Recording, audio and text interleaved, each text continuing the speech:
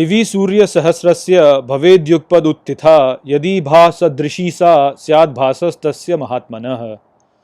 नमस्कार मित्रों, ये जो श्लोक है भगवद गीता के 11वें अध्याय का 12वां श्लोक है, जिसे हम आज गहराई से समझेंगे। तो आइए सबसे पहले इसके अर्थ को समझते हैं। तो जो श्लोक है वो कहता है दिवि सूर्य सहस्रस्य, अर्थात आकाश में सहस्र सूर्यों का, भवेद्युगपद उत्थिता, अर्थात हुआ साथ में उदय, यदि भा सदृशी सा, अर्थात यदि आभा साथ में देखने से उनकी, स्याद भासस्तस्य महात्मनः, अर्थात संभवतः आभा उसकी होगी महान। तो यहाँ पर इस श्लोक में संजय श्री कृष्ण के विराट रूप की तुलना आकाश में सहस्र सूर्यों से कर रहे हैं। तो वो कहते हैं कि यदि आकाश में सहस्र सूर्यों का उदय हो जाए तो जो आभा उन सहस्र सूर्यों की होगी वह आभा शायद जो श्री कृष्ण का विराट रूप है उससे तुलना में कम होगी।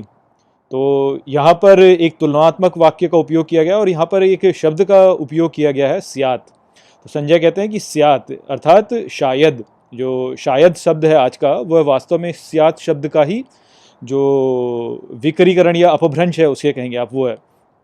तो यहाँ पर जो शब्द संजय कह रहे हैं वो है शायद, कि शायद उनकी आभा आकाश में सहस्र सूर्यों से भी अधिक होगी।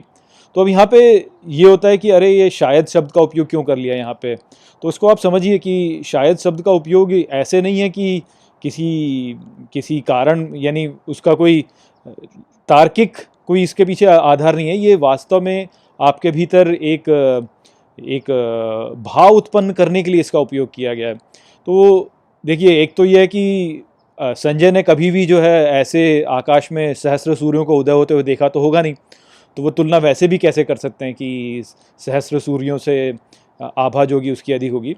और सहस्र शब्द का यहाँ पे उपयोग किया गया केवल अनंत के लिए ही किया गया कि आप अनंत सूर्यों को यदि उगा दें तो तब भी जो है उनकी आभा कम होगी।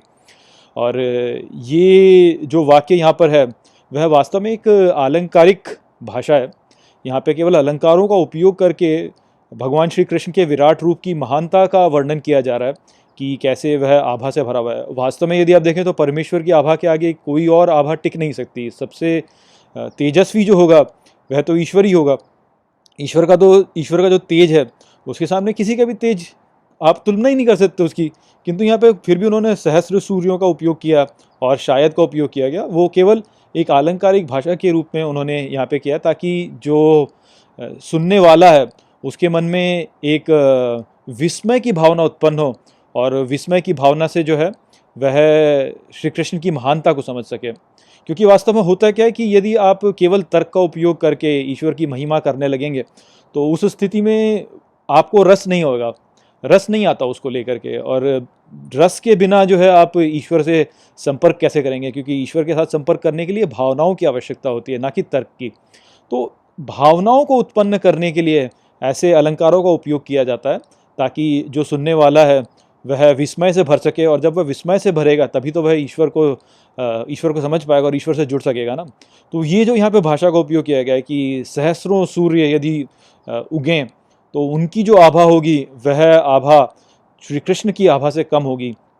ये एक बहुत ही विस्मयकारी वाक्य है और इसके प्रभाव को आप ऐसे समझ सकते हैं कि देखिए, जब द्वितीय विश्व युद्ध के समय पर अमेरिका ने अपने परमाणु परीक्षण किए थे तो उनके एक वैज्ञानिक हैं रॉबर्ट ओपेनहाइमर, और जब उन्होंने ये परीक्षण देखा तो उस परीक्षण के पश्चात उन्होंने इस ही श्लोक का, और 32वां श्लोक जिसको कि आप आगे देखेंगे, तो इस श्लोक को और 32वें श्लोक का उन्होंने वर्णन किया था। अर्थात उस जो घटना थी उसका प्रभाव इतना विस्मयकारी था कि उनके मन में ये जो श्लोक है ये आ गया था। तो इस श्लोक का इतना विस्मयकारी प्रभाव उन पर था कि सहस्रों सूर्य यदि उठ जाएं आकाश में तो ये प्रभाव होता है। ये एक प्रभाव डालने के लिए, श्रोता के मन में एक प्रभाव डालने के लिए कि देखिए ईश्वर कितना महान है, कितना ऑसम है। जैसा आज के बारे में बोलेंगे ना कि ऑसम है, ऑसम, तो वो बताने के लिए जो है ये डाला गया है। अब आजकल के बच्चे जो है ऑसम तो करेंगे किंतु इस बात का वो मजाक लेंगे, पर अब ऐसा ही है। लेकिन जो इसके पीछे का मूल जो संदेश है और जो मूल